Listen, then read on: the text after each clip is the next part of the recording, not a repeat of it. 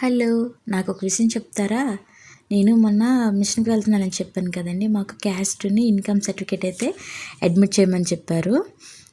Admit చేయమని చెప్తే ఒక ఆమె అనింది, "మేడం మనకి ఇన్‌కమ్ ఉండదు కదా మేడం, మాకు ఇన్‌కమ్ సర్టిఫికేట్ ఇస్తారా?" అని చెప్పారు. అది ఇంకొక ఆమె అనింది, "ఇన్‌కమ్ సర్టిఫికేట్ ఎందుకు ఇవ్వరండి? మన హస్బెండ్ ఆదాయం ఉంటది కదా! దాని ప్రకారం మనకు సర్టిఫికేట్ అయితే ఇచ్చేస్తారు" అని చెప్పారు. మనకి ఇన్కమ్ లేదని ఎవరు చెప్పారండి? కంపల్సరీగా మనకి ఇన్కమ్ అంటూ ఉందండి. ఎందుకంటే మనం ఇంట్లో చేసే ప్రతి పని మనకి సంపాదనతో కూడింది కాబట్టి మనం బయటికి వెళ్ళకపోయినా మనం చేసుకునే పనులు వేరే వాళ్ళకి అప్పచెప్పి చూడండి. మనీ ఇవ్వకుండా ఏమైనా ఫ్రీగా చేసి పెడతారా? చేయరు కదా! కాబట్టి వాళ్ళకిచ్చే మనీ మనం ఎర్న్ చేసుకున్నట్టే కదా! మనకైతే సంపాదన ఉందని నా ఫీలింగు. ఇప్పుడు ఈ రోజుల్లో అయితే హస్బెండ్ అండ్ వైఫ్ ఇద్దరు కష్టపడితేనే పిల్లలకి మంచి భవిష్యత్తు ఇవ్వగలమని అందరికీ తెలుసు. కానీ వీళ్ళు కాని వాళ్ళం బయటికెళ్ళి వర్క్ చేసుకోలేం కదండీ!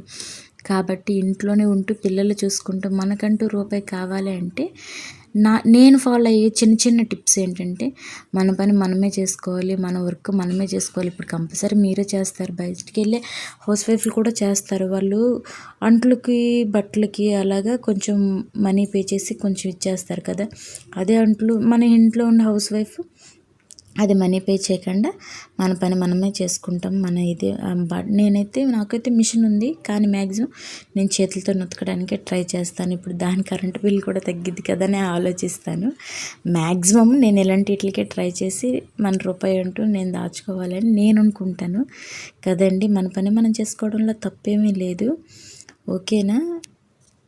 చూడండి, మనం పొద్దున్న లేచే కానీ ఇంటికాడ ఉన్న వరకు పిల్లలు ఉంటారు కాబట్టి ప్రతిదీ పనే ఉంటుందండి. వర్క్ ఉమెన్స్ అయితే దోసపిండి, ఇడ్లీ పిండి అలా ఏవైనా కొంచెం ఇన్స్టెంట్గా తెచ్చుకొని అప్పటికప్పుడు వేసుకుంటారు. అదే మనమైతే ఇంటికాడ పప్పులన్నీ మనమే చేసుకొని మనమే గ్రైండ్ చేసుకుంటాం కదండి. అది కొంచెం మనకి బాగుంటుంది కదా. అది మనకైతే ఇన్కమ్ ఉందని నా ఉద్దేశము. నా వీడియో మీకు నచ్చినట్టయితే చిన్న లైక్ చేయండి, పెద్ద సబ్స్క్రైబ్ చేసేయండి. పెద్ద సబ్స్క్రైబ్ అని ఎందుకన్నానంటే, మీరు చేసే సబ్స్క్రైబ్ నాకు కొంచెం హెల్ప్ అవుతుందండి. అంటే కొంచెమే కాదు, పెద్ద హెల్ప్ అవుతుంది.